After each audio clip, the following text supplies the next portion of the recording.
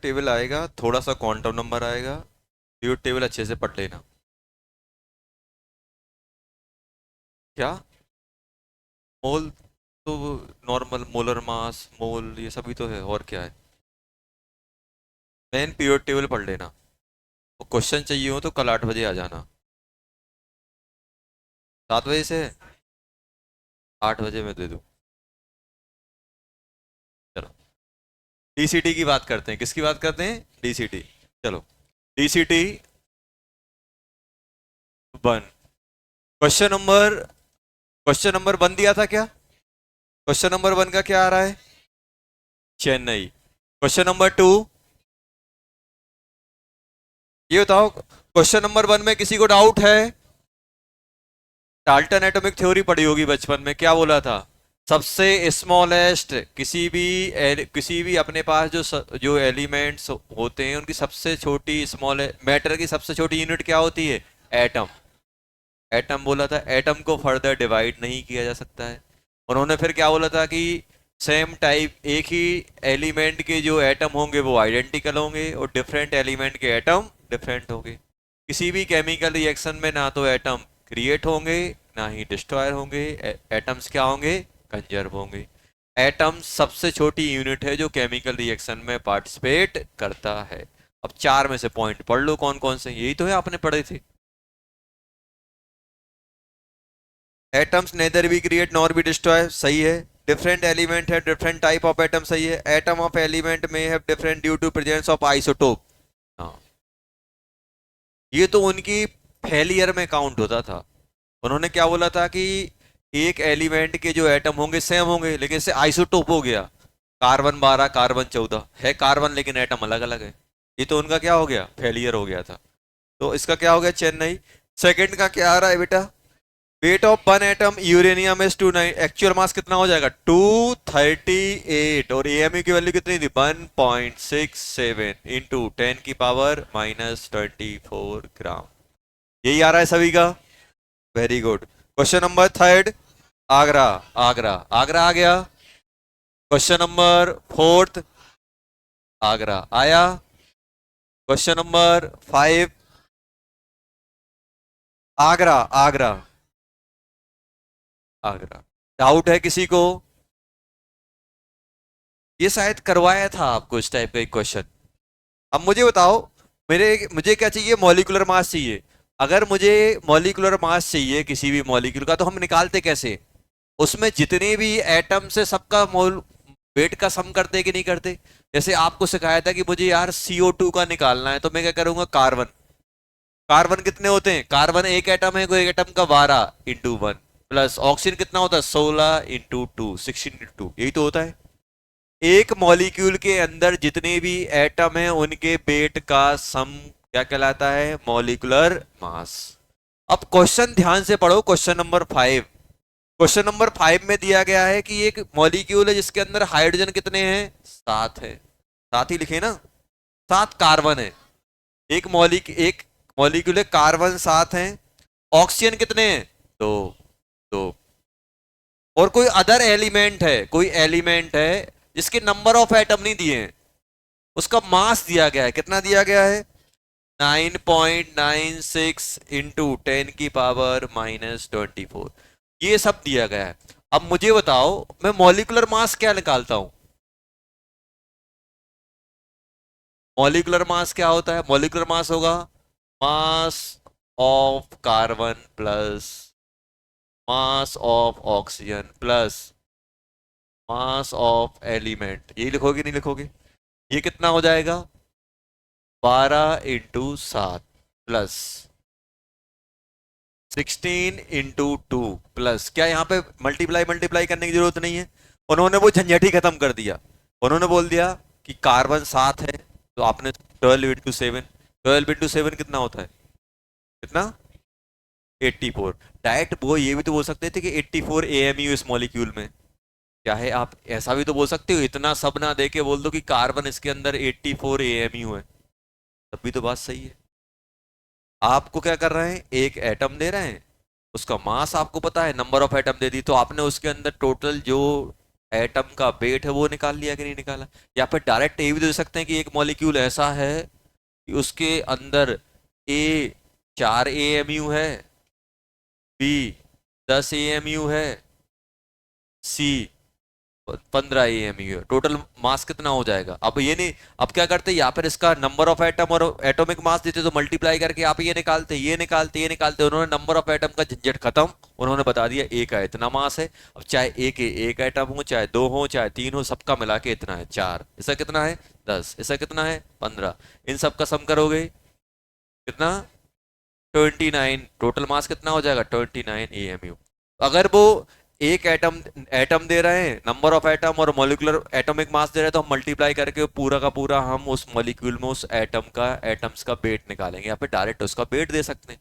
इसमें कार्बन के number of atom दिए, ऑक्सीजन के एटम दिए और एलिमेंट एक्स का डायरेक्ट वेट दिया, तो हम डायरेक्ट वेट दिया कितना है 9.96 इंटू 10⁻⁻20। कैसे सम करोगे। और मुझे मालूम है कि सम किसका होता है। देखो जब भी आप सम करते हो तो यूनिट सेम रखते हो। जैसे आपको बताया था कि वैसे मान लो आपको सम करना है लेंथ का, एक 10 मीटर है और एक 10 सेंटीमीटर है, क्या सम कर पाओगे 20 सेंटीमीटर बोल पाओगे, 20 मीटर क्या बोलोगे, कुछ नहीं कर पाओगे। क्यों, यूनिट सेम करनी होती हैं, तभी आपका मल्ट तभी हम क्या करते हैं सब्ट्रैक्शन या एडिशन कर पाते हैं। अब दिक्कत क्या है, ये यूनिट किस में चल रही है, ये हो गया 84, ये हो गया 32, टोटल कितना हो गया 106 AMU प्लस 9.96 इंटू 10⁻⁻24 ग्राम। कितना 116, 116। चलो अब मुझे बताओ ये कितना हो गया 116 AMU प्लस 9.96 इंटू 10⁻⁻24 ग्राम। क्या हम ये ऐड कर पाएंगे। क्यों, क्यों नहीं कर पाएंगे।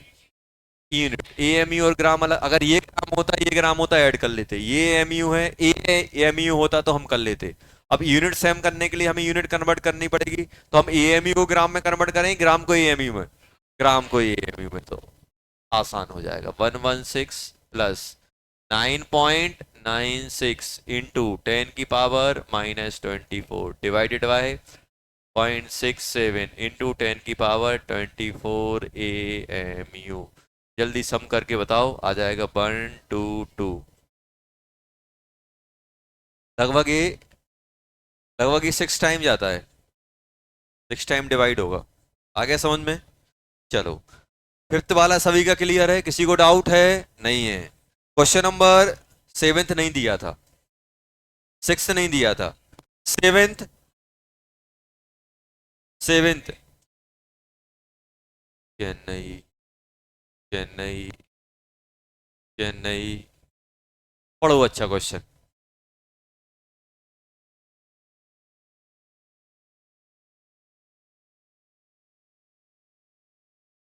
इस टाइप का क्वेश्चन आपको कराया है।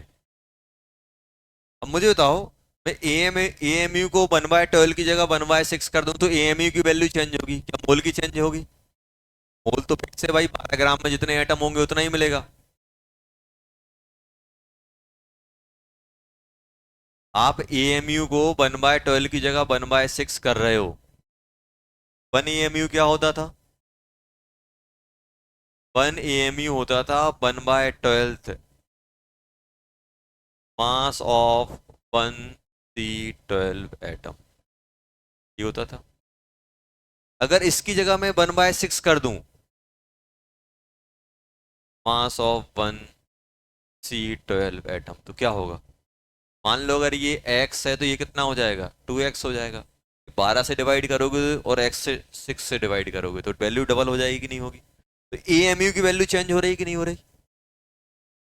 अब मोल कैसे डिफाइंड किया गया है, number of carbon atom in 12 gram C12 से। बताओ, इसको 6-12 करने से क्या 12 ग्राम का वेट कम हो जाएगा कि 12 ग्राम में एटम कम हो जाएंगे? कुछ नहीं होंगे भाई। अगर एक आपने बोल दिया, आपने ऐसा बोल दिया कि ये एएमयू, अगर एएम मोल को चेंज करना है तो मुझे क्या चेंज करना पड़ेगा? अगर मुझे मोल की वैल्यू, देखो अगर मुझे एएमयू की वैल्यू चेंज करनी है तो या फिर मैं इस वैल्यू को चेंज करूं या फिर इसको चेंज करूं। दो चीजों से मोल एएमयू मिला है। 1/60 का 1/12 करूंगा तो एएमयू चेंज हो जाएगा। अगर हम कार्बन की जगह कोई दूसरा आइटम ले लेंगे तो चेंज हो जाएगा। होगा कि नहीं होगा? एएमयू की वैल्यू किस पे डिपेंड कर रही है? ये इस नंबर पे और इसके मास पे। अब मैं बोलूं कि ऑक्सीजन ले लो, 1/12 ऑफ ऑक्सीजन, तो ये अलग हो जाएगा। अब मोल की वैल्यू किस पे डिपेंड कर रही है? नंबर ऑफ कार्बन एटम 12 ग्राम। 12 ग्राम, एक तो 12 ग्राम, और कौन सा सैंपल? C12। यही तो हुआ कि नहीं हुआ? 12 की जगह अगर मैं 10 ले लूंगा तो नंबर ऑफ एटम कम हो जाएंगे नहीं हो जाएंगे भाई? 12 ग्राम में ज्यादा एटम मिलेंगे कि 10 में ज्यादा मिलेंगे? 12 में। वही अगर हम, अगर मुझे मोल चेंज करना है तो वेट चेंज कर दो सैंपल का, या यही चेंज कर दो। मैं बोल दूं 12 ग्राम ऑक्सीजन, अलग चीज हो जाएगी। अब ये देखो, अगर मुझे मोल की वैल्यू चेंज करनी है तो मुझे ये डेफिनेशन चेंज करनी पड़ेगी। क्या इस डेफिनेशन का इस डेफिनेशन से कोई लेना देना है? नहीं है। ये एक इंडिपेंडेंट है, ये एक इंडिपेंडेंट चीज है। ये एक अलग, ऊपर वाली अलग डेफिनेशन डिफाइन की गई है, नीचे वाली, कहीं नीचे वाली में कहीं एएमयू वर्ड यूज हुआ है कि भाई एएमयू इतना, एएमयू इतना मोल कहलाएगा? क्या ऊपर कहीं, ऊपर वाली डेफिनेशन में कहीं मोल यूज हुआ है? बस दोनों में कोइंसिडेंट है कि कार्बन यूज हो गया है। तो ऐसा हर जगह नहीं, कार्बन, कार्बन में कहीं भी यूज हो रहा है तो कार्बन अपन डेफिनेशन में चेंज करोगे तो कार्बन जहां भी यूज हो रहा है वो चीज वैल्यू चेंज हो जाएगी? नहीं होने वाली। समझ में आया? ये ध्यान रखना है, इन दोनों डेफिनेशन में कोई डिपेंडेंसी नहीं है। अब पहले वाले, अब क्वेश्चन ध्यान से पढ़ो, क्वेश्चन ध्यान से पढ़ो क्या आ रहा है। If we consider 1/6 in place of 1/12 mass of one carbon atom, तो AMU की वैल्यू चेंज होगी। The mass of 1 mole of substance change हुआ क्या? मोलर मास नहीं हो चेंज होने वाला, क्योंकि मोल की वैल्यू चेंज नहीं होनी तो नंबर ऑफ एटम उतने ही रहेंगे, तो मोलर मास भी उतना ही रहेगा। आया समझ में? चलो चेन्नई। क्वेश्चन नंबर 7 का क्या आएगा? चेन्नई। क्वेश्चन नंबर 8 कोई बताएगा? बॉम्बे आ गया, वेरी गुड। क्वेश्चन नंबर 9, 9 आ गया। 9 का उन्होंने क्या बोला? नंबर, ग्राम एटम बता दिया था आपको शायद। ग्राम एटम, ग्राम, पहले वाले में कितना आ रहा है? 5 gram atom. Gram atom, gram atom मतलब मोल। और दूसरा वाला कितना आ रहा है? अच्छा, नंबर ऑफ एटम भी पूछे ए वाले के तो 5 है नहीं। बी वाले में कितना आ रहा है? सेकंड वाले में 3.54 ग्राम एटम ना। और नंबर कितना हो जाएगा? ये सही आ रहा है ना? चलो, उसके बाद कौन सा दिया था? 10th, जल्दी 10th बोलो कितना आ रहा है? बॉम्बे आ गया सभी का। 11th Chennai. Question number 12th, question number 12th Delhi. हाँ, कौन सा? 11th में क्या बताना है?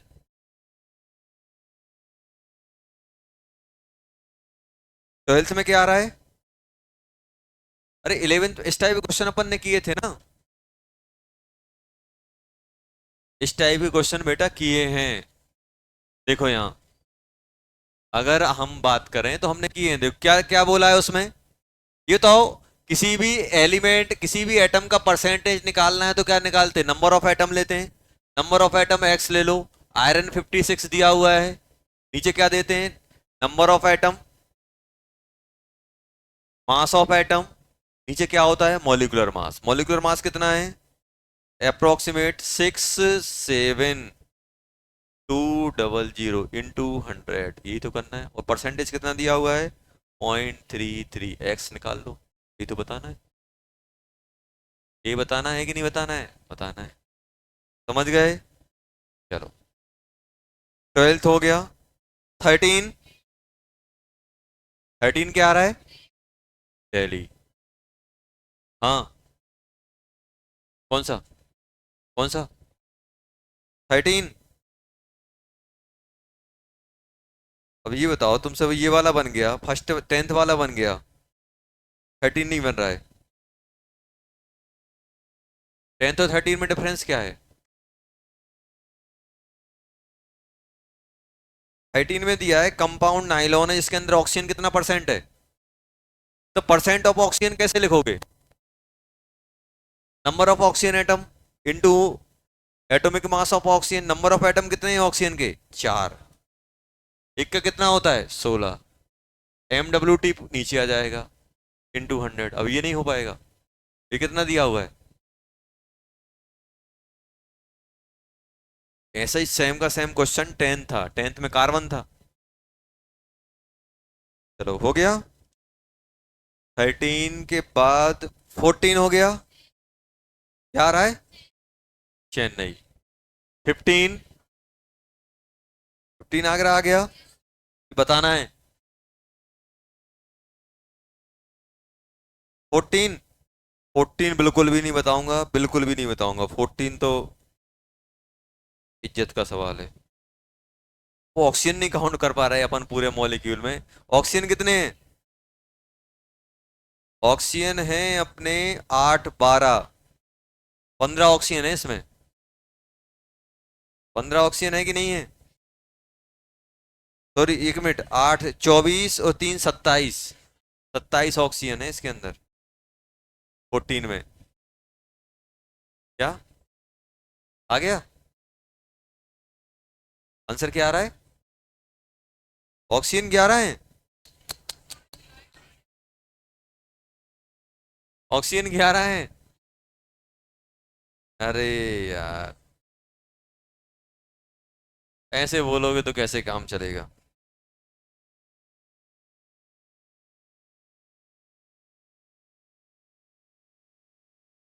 ऐसा है बेटा, ऐसा है कि नहीं है? यहां कितने ऑक्सीजन है? 3। 3 ऑक्सीजन है कि नहीं है? अब मुझे बताओ, ये पूरा का पूरा मॉलिक्यूल 3 टाइम है कि नहीं है?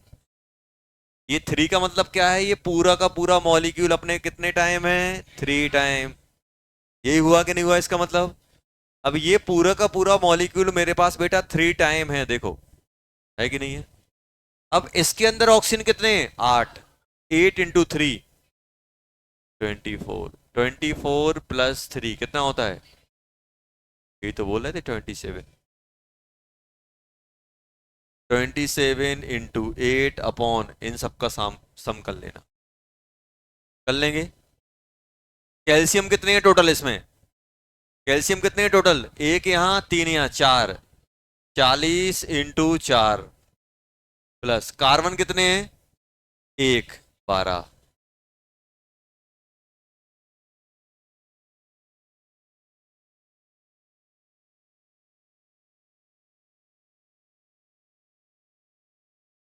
अच्छा, यहाँ 3 भी है, सॉरी 3। 10 हो जाएंगे फिर। 10। कार्बन कितने हो जाएंगे? 1। ऑक्सीजन कितना है? 27 × 16। 27 × 16 आएगा यहाँ पे, ऑक्सीजन 16 प्लस फॉस्फोरस कितने हैं?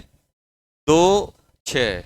6 × 31 × 100, ये आंसर आने वाला है अपना। ये आंसर आएगा, ये आंसर आएगा। चलो, उसके बाद अपन कहाँ पहुंचे थे, कौन से पे आ गए थे? 15 बताना है? 15 नहीं बताऊंगा, सेम का सेम क्वेश्चन क्लास में किए हैं, 2 किए हैं, 2। अब 16, 16 का चेन नहीं आता है शायद। अच्छा ये बताओ 16 में क्या है अपने पास? क्वेश्चन नंबर 16, क्वेश्चन नंबर 16 एक बार पढ़ लो। क्वेश्चन नंबर 16, क्वेश्चन नंबर 16 पढ़ो एक बार, क्या लिखा हुआ है? क्वेश्चन नंबर 16 में अगर हम देख पा रहे हैं, क्वेश्चन नंबर 16 में अपने पास दिया है Br3। Br3 C6H2 C8H8N, यही है कि नहीं है? Br3C6H2C8H8 का होल n लिखा हुआ है। इसमें परसेंटेज ऑफ ब्रोमीन दिया हुआ है, परसेंटेज ऑफ Br कितना दिया हुआ है, जल्दी बोलो। 10.46। तो क्या मैं परसेंटेज ऑफ Br लिख सकता हूं? लिख सकता हूं। क्या आएगा? इक्वल्स टू Br कितना है? 80 इंटू 3 डिवाइडेड बाय 80 इंटू 3 हो गया। इसका मोलिकुलर मास कितना बनेगा, जल्दी बताओ। Br कितना है? 80 इंटू 3। कार्बन कितने? अच्छा कार्बन बताओ, कार्बन कितने इस पूरे मॉलिक्यूल में? कार्बन कितने हैं? 6 यहां है, 8n यहां है, तो 6 प्लस 8n इंटू 12। यहां तक कोई दिक्कत नहीं है? नहीं है। ये Br का हो गया, ये हो गया कार्बन का। अब बचा कौन? हाइड्रोजन। हाइड्रोजन कितना है? 2 प्लस 8n इंटू 1 1। ये हो गया किसका बेटा? हाइड्रोजन का। ये हो गया कार्बन का, इंटू 100। कर लेंगे सॉल्व। चैंपियन है अपन मैथ में, कर लेंगे। मल्टीप्लाई करना, एन की वैल्यू निकालना, निकाल लेंगे ना। चलो, उसके बाद और कौन सा दिया था? 17 क्या आ रहा है? 16 का आंसर निकलता है चेन्नई, चेक करना, चेन्नई के आसपास निकलता है। 17 बॉम्बे आ गया।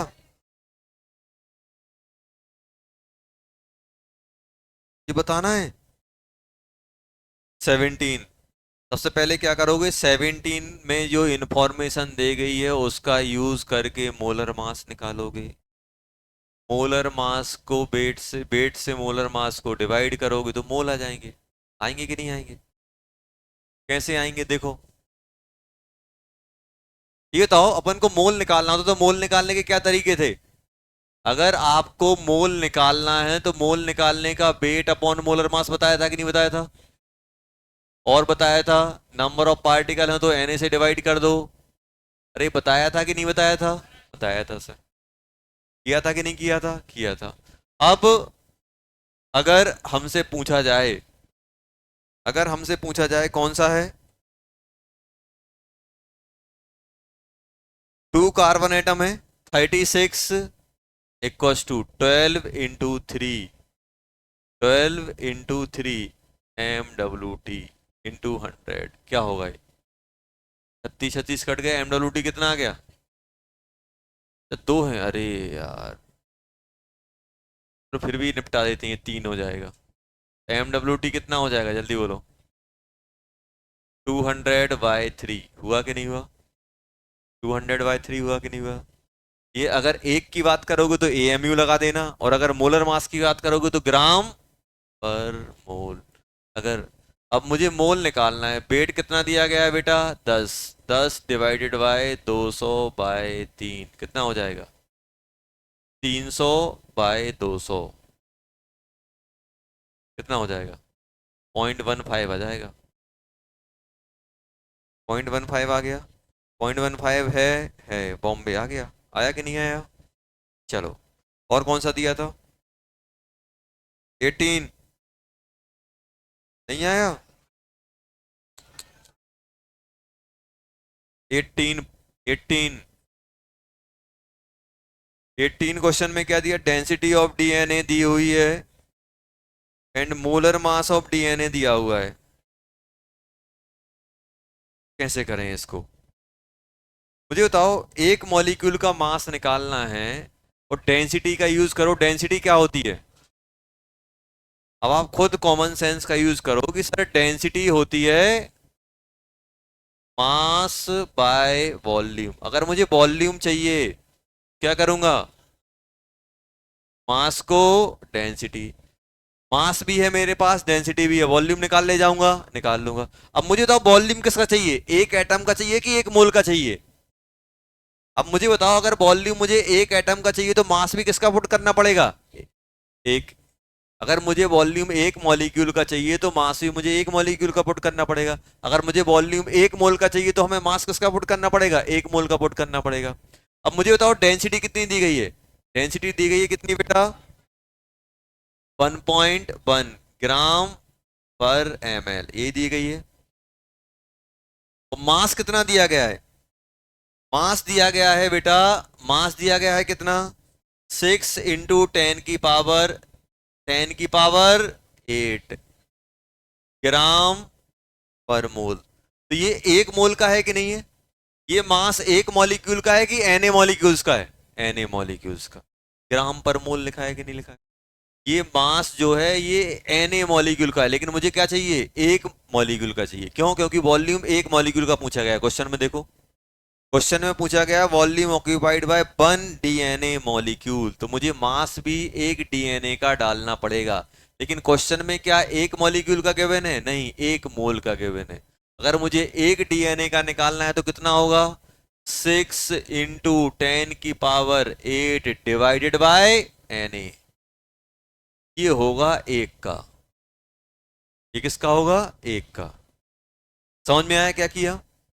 डेंसिटी इक्वल टू क्या होता है? मास बाय वॉल्यूम। वॉल्यूम क्या हो जाएगा? Mass by density. अगर मुझे वॉल्यूम एक डीएनए मॉलिक्यूल का चाहिए तो मास ही मुझे एक डीएनए मॉलिक्यूल का डालना पड़ेगा। अब कर लेना solve. 6 × 10⁸ divided by 1.1 into N A M L में आ जाएगा ये।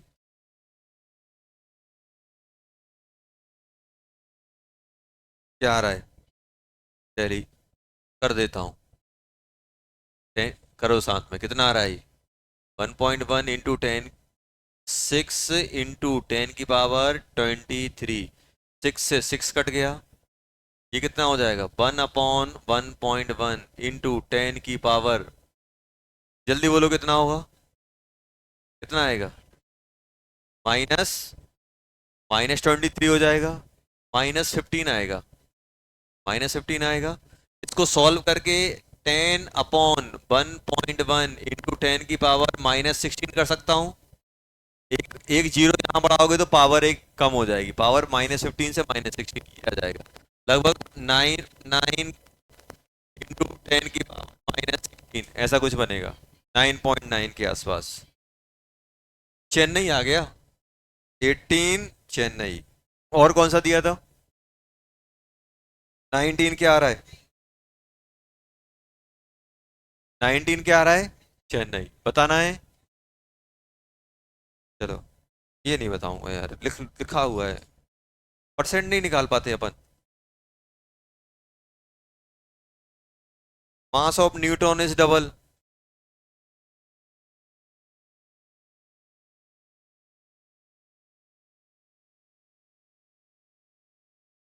परसेंट परसेंट तो 9th 10th में सीखे थे यार।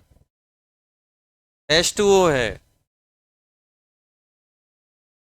कितने प्रोटॉन होते हैं? 2 इसके, 8 इसके, 10 प्रोटॉन होते हैं। न्यूट्रॉन कितने होते हैं? 0 हाइड्रोजन में, ऑक्सीजन में 8। 8 होते कि नहीं होते? ये थे। और मुझे मालूम है कि mass of proton approximate mass of neutron होता है कि नहीं होता है? तो 8 का मास कितना हो जाएगा? जल्दी बोलो। इसको अपन m मान लेते हैं। m 8m ये हो जाएगा, 8m ये हो जाएगा। हो गया कि नहीं हो गया? अब न्यू कंडीशन में क्या होगा मुझे बताओ। न्यू कंडीशन क्या दी गई है? कि हमने न्यूट्रॉन के मास को डबल कर दिया, प्रोटॉन को हाफ कर दिया। इसको अगर डबल करोगे तो 16 हो जाएगा, इसको आधा करोगे तो 4 हो जाएगा। होगा कि नहीं होगा? टोटल मास कितना होगा? 16m। इसका कितना हो जाएगा? 20m। ये हो गई नया। जो कुछ बोल रहे हैं वो अपन कर रहे हैं, कोई नया काम नहीं कर रहे। देखो आप, आपको बेटा क्वेश्चन को इस फॉर्म में लिखना पड़ेगा, तभी आप आगे बढ़ पाओगे। नहीं तो अदरवाइज क्वेश्चन को घूरते रहोगे, क्वेश्चन आपको घूरता रहेगा और आगे नहीं बढ़ पाओगे। जब तक पेन नहीं चलाओगे ना, कुछ नहीं होने वाला। हमने लिखा, लिख लिया। अब उन्होंने क्या पूछा? हमें पूछा, ये तो जो इन्फॉर्मेशन थी वो हमने कर ली। अब उन्होंने पूछा क्या है? इंक्रीज बाय, अब उन्होंने पूछा कितना इंक्रीज तो हो रहा है भाई, 16 से 20 हो गया, इंक्रीज हुआ कि नहीं हुआ? तो ऑप्शन बी और डी तो निपट गए, इंक्रीज हुआ है, डिक्रीज नहीं हुआ है। कितना इंक्रीज हुआ है?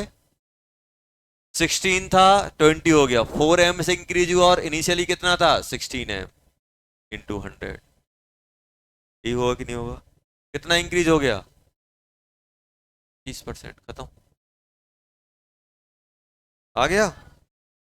तो बन गया था, वो तो मजाक कर रहे थे हम लोग, चेक कर रहे थे आपसे बन रहा है कि नहीं बन रहा। आगरा।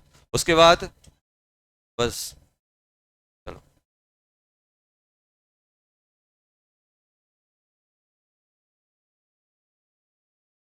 कहाँ तक पढ़ा था?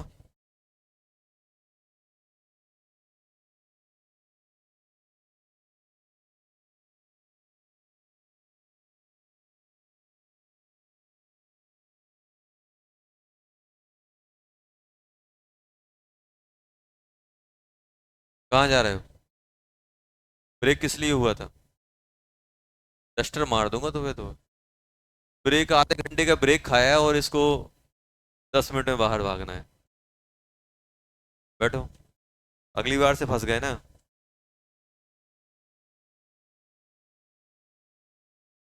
इनके चेहरे देख लो, ये अगली बार फंसे ना, बताना मुझे। पहुंच जाओ पीछे।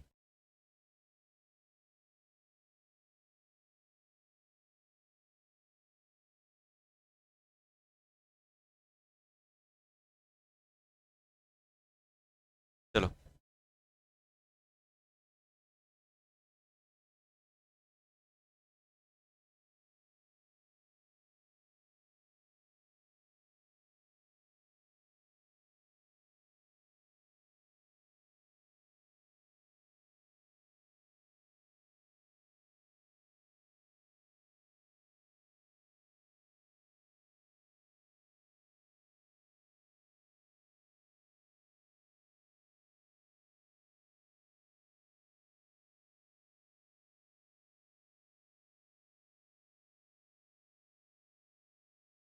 चलो, ये तो लास्ट दिखाओ, कहाँ तक पढ़ाया था।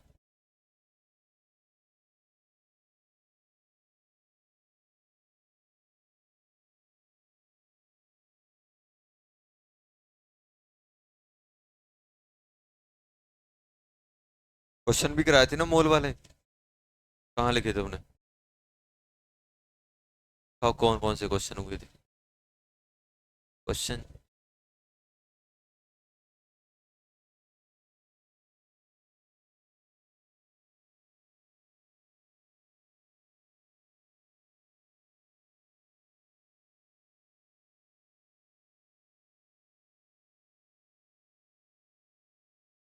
चलो लो। तो हम लोग बात करने वाले हैं,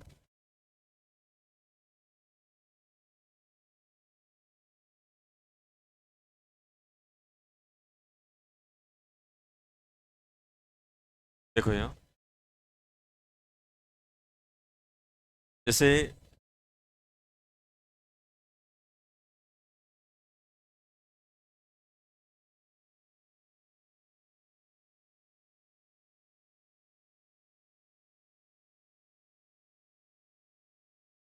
क्वेश्चन दिया गया है, बात नहीं करो पीठा पीछे, अपने पास दिया गया है,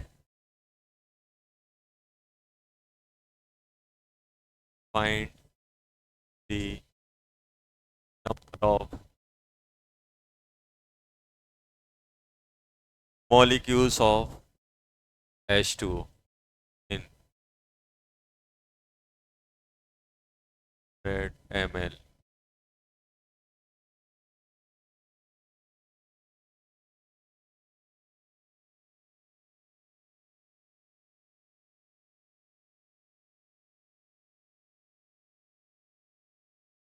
H2O लिक्विड, ये दिया गया है।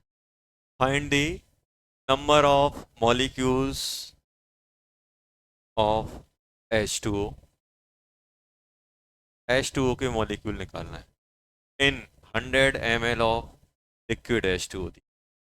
अब देखो, यहाँ पे मुझे ये पता है और साथ में वाटर की डेंसिटी आपको पहले से पता हो कितना होता है, 1 ग्राम पर ml डेंसिटी होती है वाटर की। ये हर जगह मेंशन नहीं होगी, कॉमन सेंस है, ध्यान रखना। वाटर कितना होता है, 1 ग्राम पर ml।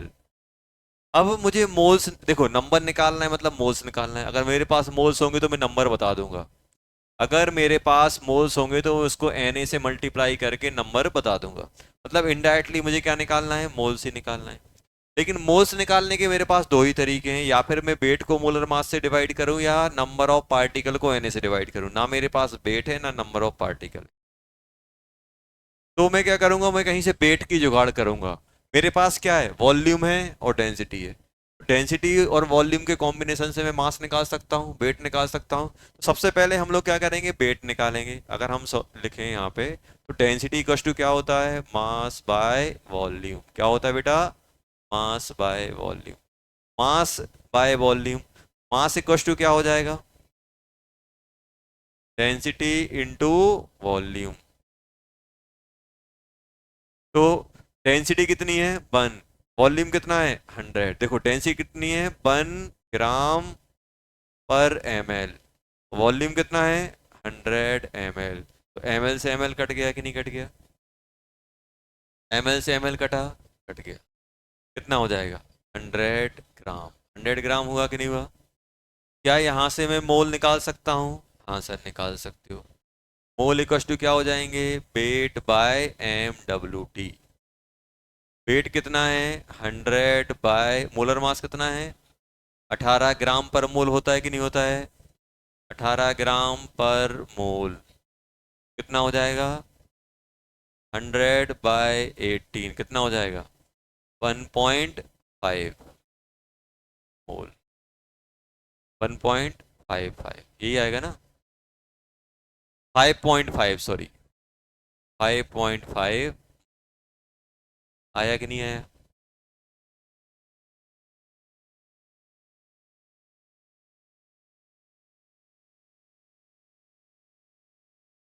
एक सिल्वर,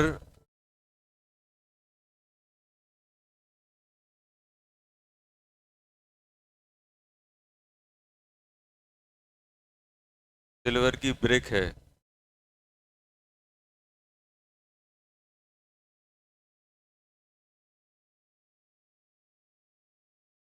जिसकी डायमेंशन दी गई है, अरे पीछे बेटा बात नहीं करना है। इसकी 10 सेंटीमीटर लेंथ, हाइट है 2 सेंटीमीटर, और क्या बचा, ये है अपना 20 सेंटीमीटर। और डेंसिटी ऑफ सिल्वर वो दी गई है अपन को 10 ग्राम पर ml। क्वेश्चन बोला गया है, फाइंड, सबसे पहले weight of brick, second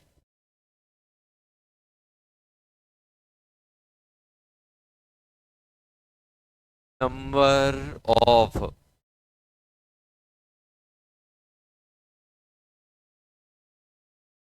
KG atom,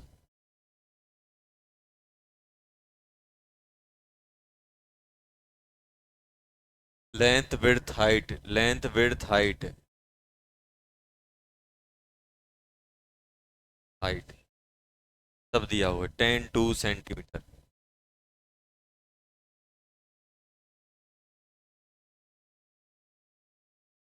और ये गलती कभी नहीं करना, सिर्फ आंसर लिखने की।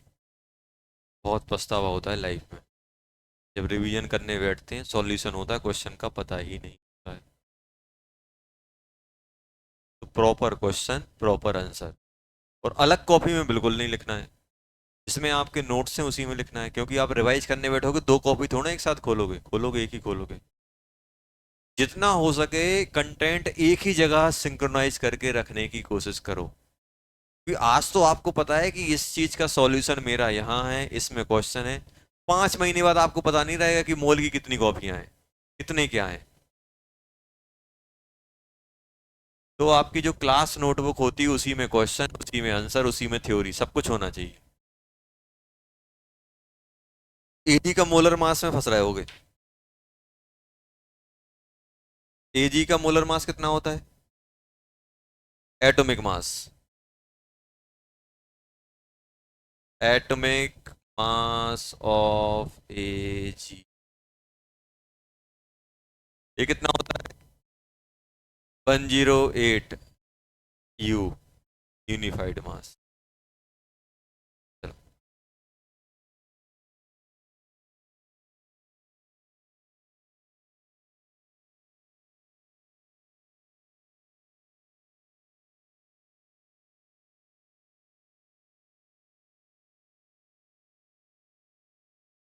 जल्दी निकाल दो यार।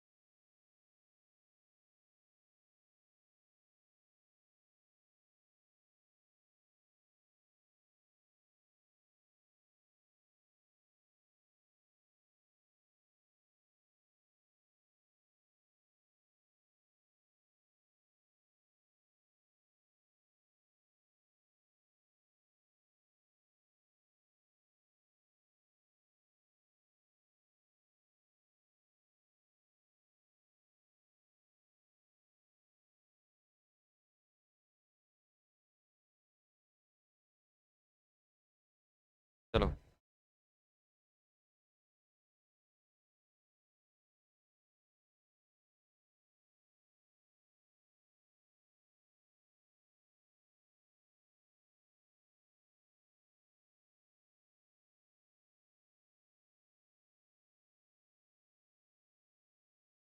चलो, क्या आ रहा है बेटा इसका? क्या वॉल्यूम बता सकते हो? क्या आप मुझे वॉल्यूम बता सकते हो? वॉल्यूम क्या होगा? मास, सॉरी, वॉल्यूम क्या होगा इसका?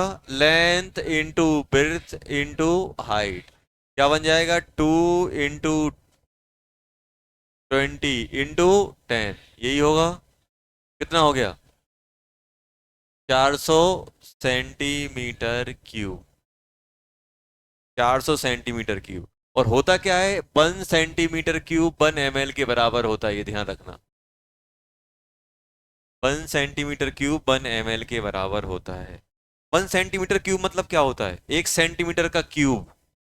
1 सेंटीमीटर क्यूब इतना छोटा होगा कि नहीं होगा? इसमें कितना वॉल्यूम आएगा? ml के बराबर ही आएगा। 1 सेंटीमीटर इतना सा होता है, उसका क्यूब बनाओ, इमेजिन करो। 1 सेंटीमीटर की लेंथ, 1 सेंटीमीटर की विड्थ, 1 सेंटीमीटर की हाइट, इतना छोटा सा क्यूब बनेगा, तो उसमें 1 लीटर तो आएगा नहीं, लीटर तो बहुत ज्यादा बड़ा होता है वॉल्यूम। 1 ml ही आएगा। मतलब ये कितना है बेटा? 400 ml। क्या यहां से मैं मास निकाल सकता हूं? हाँ सर, निकाल सकते हो। Density into volume. डेंसिटी कितनी दी गई है? 10 ग्राम पर ml। वॉल्यूम कितना है? 400 ml, है कि नहीं है? ml से ml कट गया, ये हो गया 4000 ग्राम। अरे हुआ कि नहीं हुआ? तो क्या यहां से मैं मोल वेट आ गया, पहला पहला वेट कितना आ गया ब्रिक का? 4000 ग्राम, मतलब 4000 ग्राम बोल दो, और 4 kg बोल दो। बात बराबर है कि नहीं है? है, बराबर है। चलो, नंबर ऑफ एजी एटम कैसे निकाले जाए? नंबर ऑफ एजी एटम, तो मुझे नंबर निकालना है, मतलब मोल निकालना है। और मोल निकालने का तरीका क्या होता है, जल्दी बोलो। मोल कैसे निकलते हैं बेटा? निकलते हैं वेट अपॉन MWT। इसी से आएंगे कि नहीं आएंगे? वेट कितना है? 400, और एटॉमिक वेट 8, 400 ग्राम, 108 ग्राम पर मोल। यही होगा कि नहीं होगा? 4000 × 108 मोल, यही होगा कि नहीं होगा? क्या क्या क्या, कुछ परेशानी है? क्या ग्राम? अगर एक की बात कर रहे हो तो एएमयू ले लो, अगर मोल की बात कर रहे हो तो 108 ग्राम पर मोल ले लो। अब हमें नंबर ऑफ एजी निकालना है। नंबर ऑफ एजी एटम्स कितना हो जाएगा?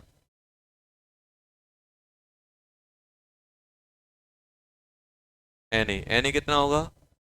6 × 10⁻23, ये मान लो। जब भी अपन को देखो, वैसे एन ए क्या होता है? एन ए होता है 6.023, 10⁻23 होता है कि नहीं होता है? लेकिन जब हमें कैलकुलेशन करनी होगी तो आसान आसान करने के लिए अपन ये यूज करेंगे। अगर जब तक वो ये नहीं बोलेगा अपन को यूज करना होगा, तो अपन ये यूज कर रहे हो, क्योंकि लगभग कैलकुलेशन आसान बहुत हो जाती है इससे। चलो, हो गया। अब अगर हम आगे की बात करें तो ये तो हम लोगों ने निकाल लिया, अगर अपने पास ऐसा दिया होता।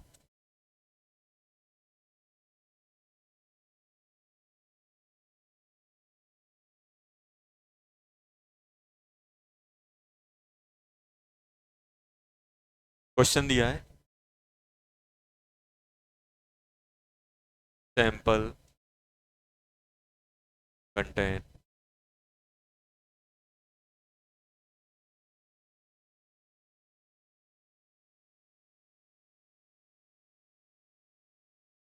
मॉलिक्यूल्स ऑफ H2, फाइंड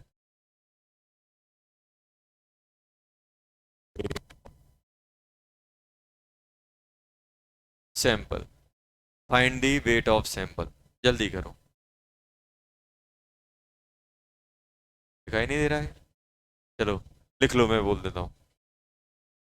लिख लो, अब डबल मेहनत करवाओगे। लिखो सैंपल, सैंपल लिख ही देता हूँ, नहीं तो जान खा जाओगे।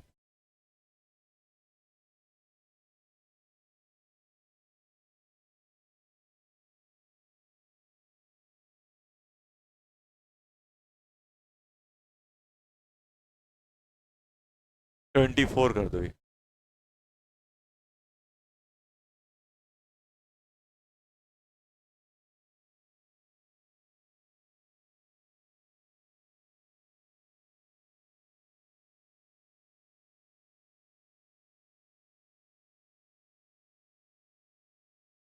ये है।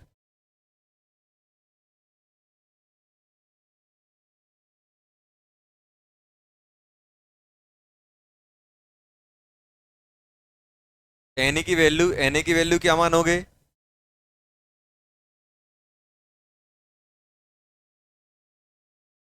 ये मान के चलना।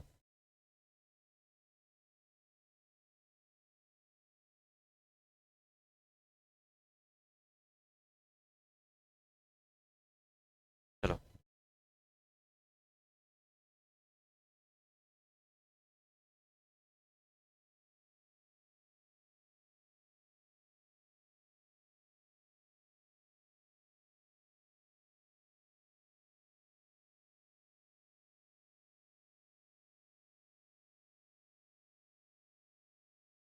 क्या हो रहा है? लेटना है क्या नीचे?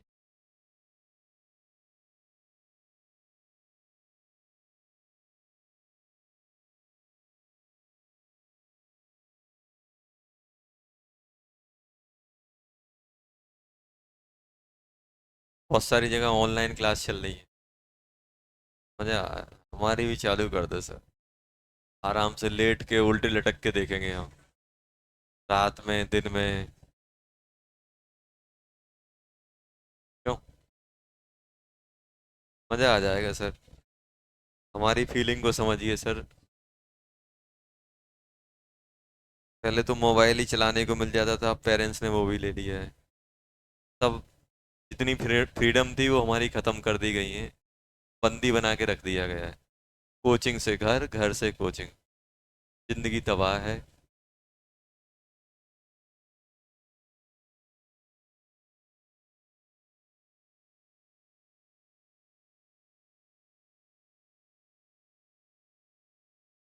क्या? हाँ, ये माननी है। घर वालों से कुछ भी डिमांड करो, वो टेस्ट का रिजल्ट दिखा देते हैं। क्यों? मोबाइल खोल के।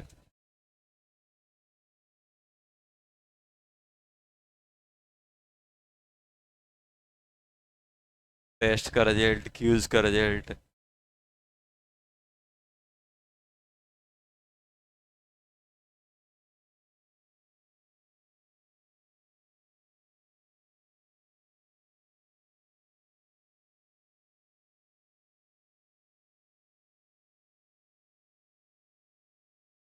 हो गया? अरे हुआ कि नहीं हुआ? हो गया? क्या आ रहा है? देखो, अब मुझे वेट चाहिए। वेट निकालने के लिए मैं क्या करूंगा? वेट निकालने के लिए भाई मुझे मोल इंटू मोलर मास चाहिए पड़ेगा कि नहीं चाहिए पड़ेगा? तो मोलर मास तो मुझे पता है कितना है। H2SO4 कितना होता है? 98 ग्राम पर मोल। ये होता है कि नहीं होता है?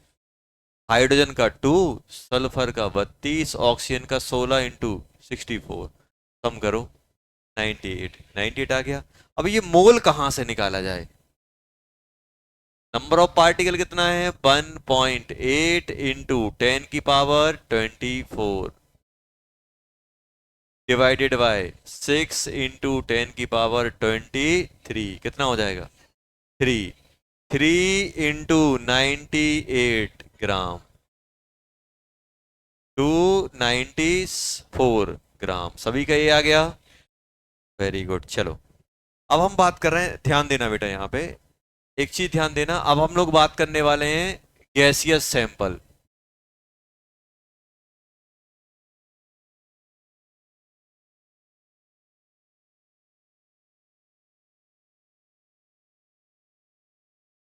अगर गैसियस सैंपल है तो सबसे पहले हम लोग बात करते हैं।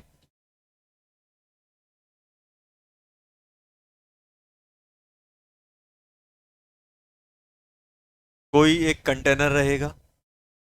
और गैस की प्रॉपर्टी आपने देखा होगी कि जैसे जैसे ये मार्कर मार्कर सॉलिड है तो इतना ही वॉल्यूम ऑक्यूपाई करेगा। मान लो इस रूम में अगर मैं मार्कर को रख रहा हूं तो मार्कर का वॉल्यूम क्या रहेगा? चाहे मैं इस रूम में रखूं, चाहे बाहर रखूं, चाहे खुले में रख दूं, कहीं पे भी रख दूं, जितना मार्कर का वॉल्यूम है उतना ही ऑक्यूपाई करेगा। आप गैस को इमेजिन करो। अगर मैं गैस को, मान लो अगर मैं 10 ग्राम गैस को इस रूम में अगर मैं छोड़ दूंगा तो क्या होगा? कितना वॉल्यूम ऑक्यूपाई करेगी? पूरा रूम। अगर मैं बाहर छोटे वाले रूम में छोड़ूंगा, छोटे रूम के बराबर हो जाएगी। मतलब सिंपल है कि अगर आपसे कोई बोल रहा है वॉल्यूम ऑफ गैस, मतलब क्या होगा? या और वॉल्यूम ऑक्यूपाइड बाय गैस किसके बराबर होगा? Volume of empty container. Empty container, खाली container. Mainly volume of container लिखा होता है। वॉल्यूम ऑफ कंटेनर थोड़ा धोखा देता है। अब मान लो ये रूम को आधे में किसी से फिल कर दूं और इसमें गैस छोड़ दूं तो क्या होगा? आधे रूम के बराबर वो वॉल्यूम ऑक्यूपाई करेगा कि नहीं करेगा? तो जितना एम्प्टी है पूरा का पूरा वो गैस के मॉलिक्यूल क्या करेंगे बेटा, इसको ऑक्यूपाई कर लेंगे। करेंगे कि नहीं करेंगे? कर लेंगे। आपसे पूछा है कि वॉल्यूम गैस के मॉलिक्यूल ने कितना वॉल्यूम ऑक्यूपाई किया, तो क्या बोलोगे? Volume of empty container. जितना एम्प्टी रहेगा उतना ऑक्यूपाई कर लेगा। होता क्या है, मैक्सिमम जगह ये लिखा था वॉल्यूम ऑफ कंटेनर। अब वॉल्यूम ऑफ कंटेनर मालूम क्या लफड़ा होता है? जैसे मान लो कंटेनर है अपना 10 लीटर का, 5 लीटर लिक्विड डला है, अब इसके अंदर गैस है, तो वॉल्यूम कितना ऑक्यूपाई करेगी गैस? 5। जबकि वॉल्यूम ऑफ कंटेनर तो 10 है। तो एम्प्टी कितना है, खाली जगह कितना है, वही गैस के मॉलिक्यूल वॉल्यूम ऑक्यूपाई कर पाएंगे। तो एक तो अपने पास क्या हो गया, वॉल्यूम ऑफ गैस, जब भी अपने पास गैसियस सैंपल दिया होगा। सेकंड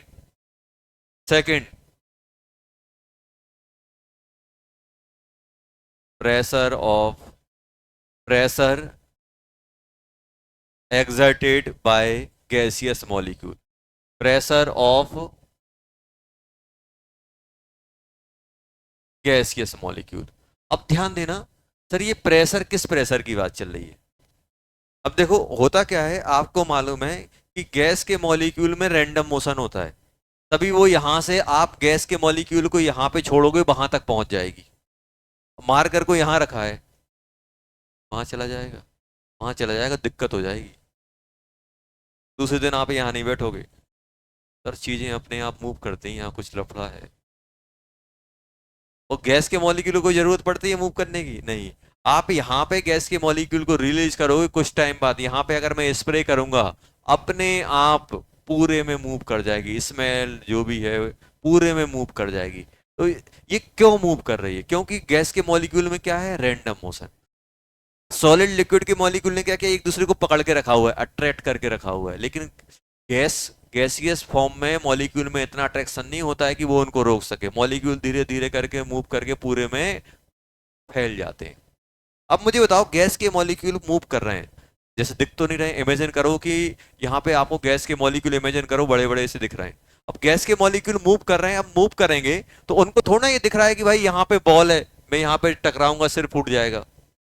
गैस के मॉलिक्यूल रैंडम मूव कर रहे हैं। जैसे मान लो इस मार्कर को गैस का मॉलिक्यूल मान लो, तो कभी ऐसे गया होगा, यहाँ गया होगा, यहाँ गया हो, ऐसे जाते जाते इससे कॉलिजन, बहुत सारे मॉलिक्यूल आपस में भी कॉलिजन कर रहे होंगे भाई। ऐसा एक मॉलिक्यूल तो है नहीं, ऐसे ही आपके ये बहुत सारे मोल, अगर 1 मोल गैस लोगे तो 10⁻23 मॉलिक्यूल्स होंगे, तो वो आपस में भी कॉलिजन करेंगे, वो साथ में जाके वो बॉल से भी कॉलिजन करेंगे कि नहीं करेंगे? अब बॉल से अगर कॉलिजन करेंगे तो इम्पैक्ट जनरेट होगा कि नहीं होगा? आपको कोई पत्थर उठा के मारता है, लगती है कि नहीं लगती? क्यों लगती? क्योंकि आपको इम्पैक्ट जनरेट होता है कि नहीं होता है? अब ऐसे ही गैस के मॉलिक्यूल अगर बॉल से स्ट्राइक करेंगे, जैसे मान लो ये गैस का मॉलिक्यूल मूव करते करते यहाँ चला गया, इससे कोलिजन करेगा, कोलिजन करने के बाद बाउंस बैक होगा कि नहीं होगा? बाउंस बैक होगा तो इम्पैक्ट आएगा। जैसे आप क्रिकेट की बॉल को यहाँ मारोगे तो बॉल इम्पैक्ट करेगी, बॉल जो आपने क्रिकेट की बॉल को अगर दीवार पे मारा, दीवार पे भी इम्पैक्ट आएगा कि नहीं आएगा जब वापस रिटर्न होगी? उस इम्पैक्ट की वजह से फोर्स जनरेट होगा कि नहीं होगा? उस फोर्स को हम पर यूनिट एरिया से डिवाइड कर देंगे तो क्या आ जाएगा? प्रेशर। प्रेशर क्या होता है? फोर्स अपॉन एरिया होता है कि नहीं होता है? अब ऐसे बहुत सारे मॉलिक्यूल कंटिन्यूअसली रैंडम मूव कर रहे हैं, तो कुछ ऊपर कोलिजन कर रहे होंगे, कुछ नीचे कर रहे हैं, कुछ लेफ्ट में कुछ राइट में। और रैंडम मोशन है तो हम ये मान के चलते हैं कि हर जगह लगभग यूनिफॉर्म मॉलिक्यूल होंगे। जितने इस कॉर्नर में मॉलिक्यूल होंगे उतने ही इसमें होंगे, उतने ही अप होंगे उतने ही डाउन होंगे। तो यूनिफॉर्मली मॉलिक्यूल्स पूरे में मूव कर रहे हैं, यूनिफॉर्मली कोलिजन होगा तो यूनिफॉर्मली फोर्स जनरेट करेंगे, तो यूनिफॉर्मली प्रेशर आएगा। ये जो कोलिजन की वजह से ड्यू टू गैसियस मॉलिक्यूल, जो गैस के मॉलिक्यूल जो कोलिजन की वजह से जो इंपैक्ट जनरेट कर रहे हैं, उसकी वजह से प्रेशर आ रहा है। प्रेशर किसकी वजह से आ रहा है? उसकी वजह से। देखो प्रेशर 2 तरीके से आता है। प्रेशर एक इसकी वजह से भी आएगा, mg की वजह से। जैसे इन मार्कर को मैं अपने हाथ पर रखूंगा तो ये मार्कर अपना वेट लगाएंगे mg, तो वो प्रेशर क्या होगा? वो प्रेशर वेट वाला होगा, वो प्रेशर कोलिजन वाला नहीं है। जैसे अपने हाथ में मैं ये डस्टर रख रहा हूं तो डस्टर का कुछ ना कुछ वेट है, तो वेट की वजह से, इसके वेट की वजह से कुछ ना कुछ मेरे हाथ पे फोर्स लगेगा, वो ग्रेविटी की वजह से फोर्स लगे, वो भी एक प्रेशर है। लेकिन हम उस प्रेशर की बात नहीं कर रहे हैं, हम उस प्रेशर की बात कर रहे हैं कि डस्टर ऐसा ऐसा मूव करने लगे, ऊपर टकराए नीचे टकराए यहाँ वहां, कोलिजन की वजह से जो इंपैक्ट आएगा उस प्रेशर की बात कर रहे हैं। तो गैस के मॉलिक्यूल क्या करते हैं, रैंडम मूव करते हैं, रैंडम मूवमेंट की वजह से क्या करता है, उनमें कोलिजन होता है, वही कोलिजन क्या होता है आपका बॉल के साथ होता है, तो उसकी वजह से आपका प्रेशर जनरेट होता है ड्यू टू कोलिजन। जो प्रेशर है वो किसकी वजह से है, ये जो हम प्रेशर लिख रहे हैं किसकी वजह से लिख रहे हैं, due to collision. Pressure, gas के मॉलिक्यूल की हम प्रेशर की बात करेंगे। थर्ड थर्ड हम लोग बात करेंगे temperature, temperature of gas, temperature की बात होगी। फोर्थ हम लोग जब भी सैंपल दिया रहा है तो मोल्स की, अमाउंट की, अमाउंट ऑफ गैस मतलब मोल की बात।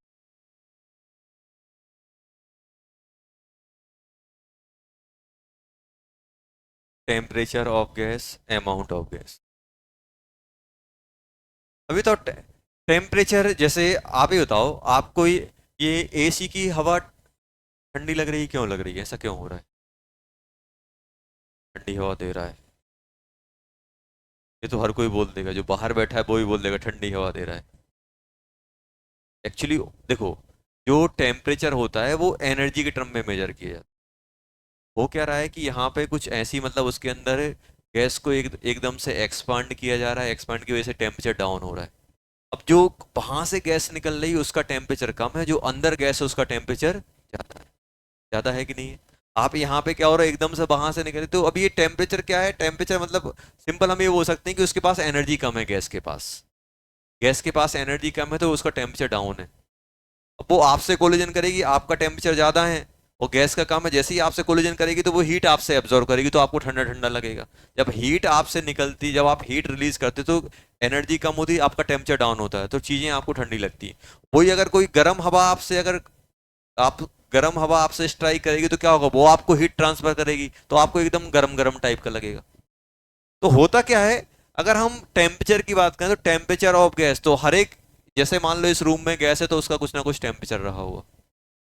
और ये अपने पास चार चीजें जो हम गैसियस सैंपल के लिए डिफाइन करेंगे, क्या क्या डिफाइन करेंगे, volume, temperature, pressure and moles. चार चीजें, pressure, temperature, sorry, pressure, temperature, volume and moles of an, इसके थ्रू हम लोग बात करेंगे। अब हुआ क्या बेटा कि इन चारों में रिलेशन जो देता है, pressure, volume, temperature and moles में जो रिलेशन देता है, एक इक्वेशन होती है, आइडियल गैस इक्वेशन। वो क्या होती है, P V equals to N R T.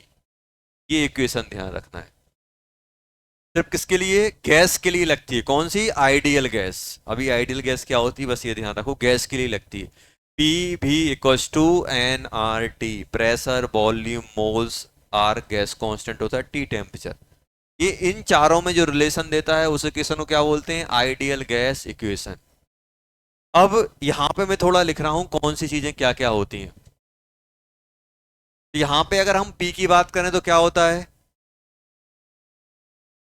Pressure of gas. Pressure of gas हमें किस में पुट करना है, एटीएम में, एटमॉस्फेरिक प्रेशर। भी क्या होता है बेटा, वॉल्यूम ऑफ गैस, ये हमें किस में पुट करना है, वॉल्यूम ऑफ गैस और वॉल्यूम ऑफ एम्प्टी कंटेनर एक ही चीज है। गैस ने कितना वॉल्यूम ऑक्यूपाई करके रखा हो, जितना कंटेनर खाली होगा उतना ही तो ऑक्यूपाई करेगा, तो क्या हो जाएगा, वॉल्यूम ऑफ गैस लीटर में। एन क्या होते हैं बेटा, moles of gas, moles of gas. T क्या होता है, टेम्परेचर ऑफ गैस, और टेम्परेचर किस में डालना है, केल्विन में, केल्विन स्केल में। ये यूनिट लिख रहा हूं आपको, प्रेशर इसमें डालोगे एटीएम में, वॉल्यूम लीटर में, मोल्स की यूनिट मोल होती है, टेम्परेचर की केल्विन। आर क्या होता है, इसको बोलते हैं गैस कांस्टेंट, वैल्यू फिक्स होगी। मतलब ये कांस्टेंट मतलब ऐसा है कि मैं प्रेशर, वॉल्यूम, टेम्परेचर चेंज करूंगा तो इसकी वैल्यू में कोई चेंज नहीं आएगा। कांस्टेंट किसको बोलते हैं कि उसमें कोई चेंज ना हो। कांस्टेंट वही कहलाता है ना कि अगर मैं अदर पैरामीटर को चेंज करूं तो उसमें कोई चेंज ना आए, वो अपना क्या कहलाता है, गैस कांस्टेंट। अब जैसे मैं ये बोल रहा हूँ, ये अच्छे बताओ, जैसे मैं बोल रहा हूँ इस मार्कर की लेंथ 10 सेंटीमीटर है। अब मैं इसको कहीं भी ले जाऊं 10 सेंटीमीटर ही रहेगी, कांस्टेंट हो गई कि नहीं हो गई।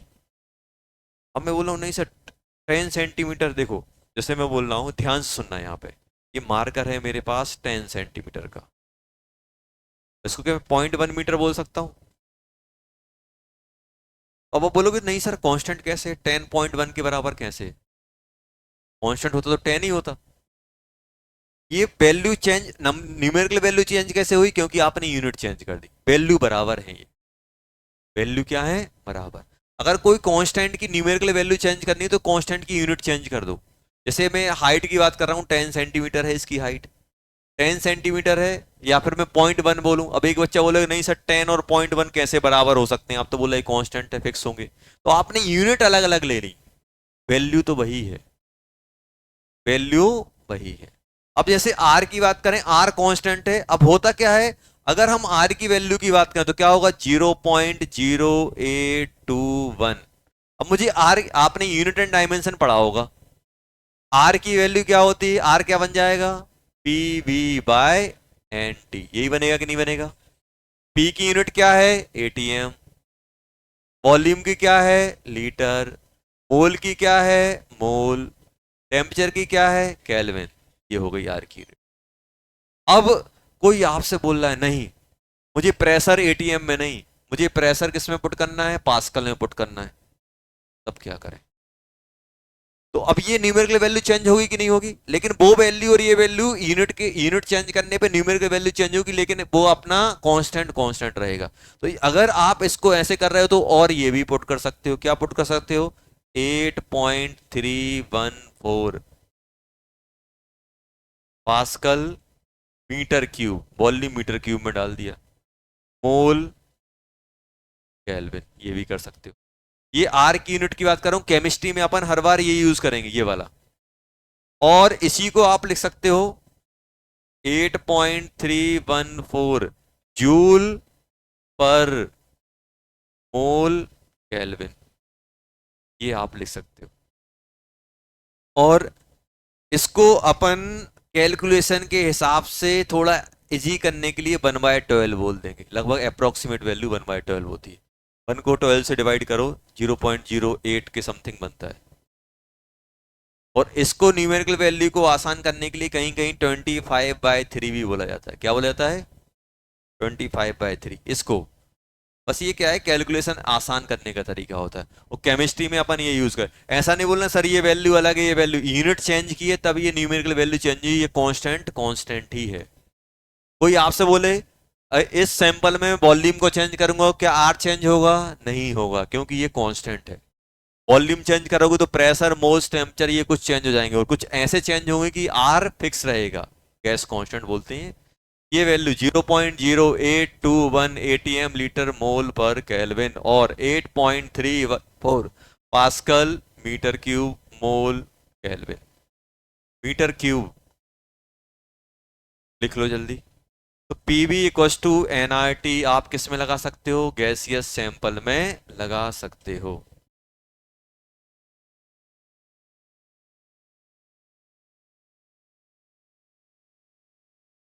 अब दिक्कत मालूम क्या होगी, दिक्कत ये होगी कि हमें प्रेशर एटीएम में नहीं दिया जाएगा, वॉल्यूम लीटर में नहीं दिया जाएगा, और हमें पुट किस में करना है, लीटर में। तो हम यूनिट कन्वर्जन की बात कर लेते हैं कि यूनिट अगर मुझे कन्वर्ट करनी है, जैसे हमें मालूम रहता है कि सेंटीमीटर को मीटर में आसानी से कन्वर्ट कर लेता हूँ, किलोमीटर को मीटर में कर लेता हूँ, बहुत सारी चीजें जो हमें बचपन से याद हैं कि अगर मुझे 10, अगर मुझे 100 सेंटीमीटर दिया है तुरंत मैं 1 मीटर बोल दूंगा, और अगर मेरे पास 1000 मीटर दिया है तुरंत मैं 1 किलोमीटर बोल दूंगा, ये अपन बचपन से यूज करते आए हैं, तो यूनिट कन्वर्जन बचपन से हमें याद है। लेकिन अभी हम बहुत सारी चीजें ऐसी सीखेंगे जो आपने सुनी नहीं थी, लेकिन वो अब यूज होने वाली हैं। तो यूनिट कन्वर्जन में सबसे पहले हम उठा लेते हैं वॉल्यूम, क्या उठा लेते हैं, वॉल्यूम। वॉल्यूम क्या होता है, लेंथ विड्थ हाइट। यूनिट क्या होती है, अगर हम बात करें वॉल्यूम, तो वॉल्यूम में अगर हम सबसे पहले पकड़ें जो आप लोगों ने पढ़ा हुआ है 1 ml इक्वल्स टू अभी बताया था। 1 ml किसके बराबर होता है? 1 सेंटीमीटर क्यूब। या फिर मैं उल्टा बोल सकता हूं, 1 सेंटीमीटर क्यूब किसके बराबर होता है बेटा? 1 ml। 1 डेसीमीटर क्यूब 1 लीटर के बराबर होता है। और 1 मीटर क्यूब किसके बराबर होता है? 10⁻³ लीटर के बराबर। और ये बताओ, एक एक लीटर 1 ml किसके 1 लीटर किसके बराबर होता है? 1 लीटर। कोल्ड ड्रिंक पीते हो, 500 ml लिखी होती है, 200 ml लिखी होती है, 800 ml भी लिखी होती है। तो जब ऐसे 1000 ml लिखा होता है तो दिमाग में क्या जनरेट होता है? 1 लीटर हो गया है, अब नहीं पीना है। तो ये किसके बराबर है? 10⁻³ लीटर के बराबर है कि नहीं है?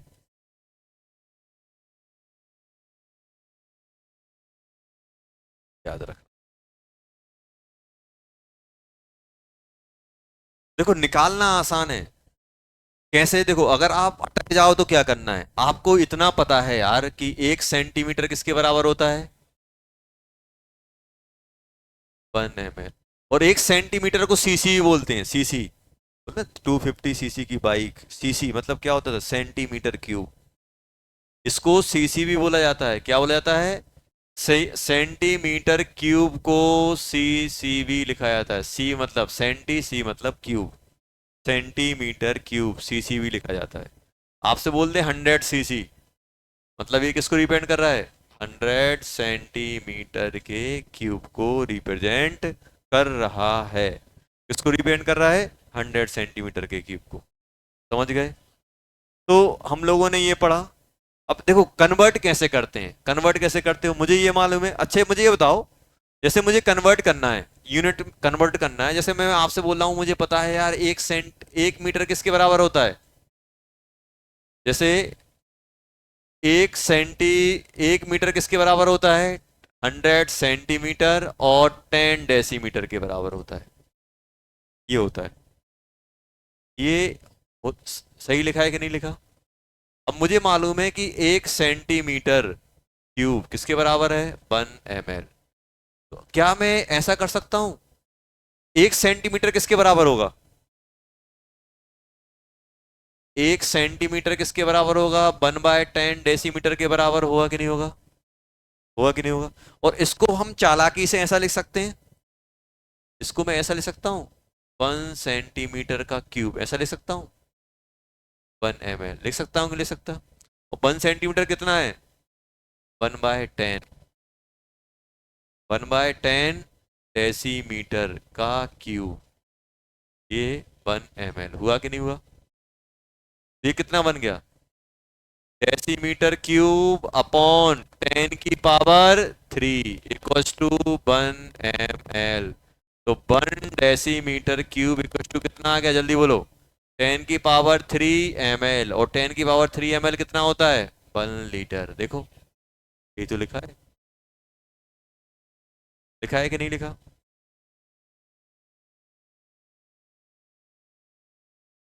और इसकी जगह मैं ये भी कर सकता हूं, इसकी जगह अगर मुझे 1 सेंटीमीटर लेना है तो इसको मैं 1000 मीटर कर सकता हूं कि नहीं कर सकता हूं? 1 सेंटीमीटर किसके बराबर होगा? 1/100 मीटर के बराबर होगा कि नहीं होगा? तो इसकी जगह 1 सेंटीमीटर की जगह 1/100 मीटर डाल दूं तो काम हो जाएगा कि नहीं होगा? हो जाएगा सर। 1 ml। तो मुझे बताओ 1 मीटर क्यूब किसके बराबर होगा? 10⁻⁶ ml। 1 ml इसके बराबर हुआ कि नहीं हुआ? आगे जाओ, 1 मीटर क्यूब किसके बराबर हो जाएगा? 10⁻⁶ ml हो गया कि नहीं हो गया? 10⁻⁶ को 10⁻³ इंटू 10⁻³ ml लिख सकता हूं। ये कितना बन गया? लीटर। तो 10⁻³ लीटर 1 मीटर क्यूब। इसको आप ऐसे फील कर सकते हो कि 1 सेंटीमीटर इतना, 1 मीटर इतना बड़ा होता है कि नहीं होता है लगभग? उसका आप क्यूब बनाओ, इतना बड़ा बड़ा बनेगा कि नहीं बनेगा? इतना लेंथ ब्रेड्थ हाइट, तो उसके अंदर कितना वॉल्यूम बनेगा? 1000 लीटर। और 10 डेसीमीटर लगभग इतना होगा, उसका क्यूब बनाओ। छोटा सा क्यूब बनेगा तो उसमें कितना आएगा, 1 लीटर आएगा। और 1 सेंटीमीटर कितना होता है, छोटा सा होता है। उसका इतनी सी हाइट का एक क्यूब बना, उसके अंदर 1 ही ml जाएगा। तो 1 ml decimetre cube 1 litre, 1 metre cube 10⁻³ litre. समझ गए ना? चलो नेक्स्ट क्लास में करेंगे वहां की यूनिट कन्वर्जन। प्रेशर टेम्परेचर का नेक्स्ट क्लास में देखेंगे।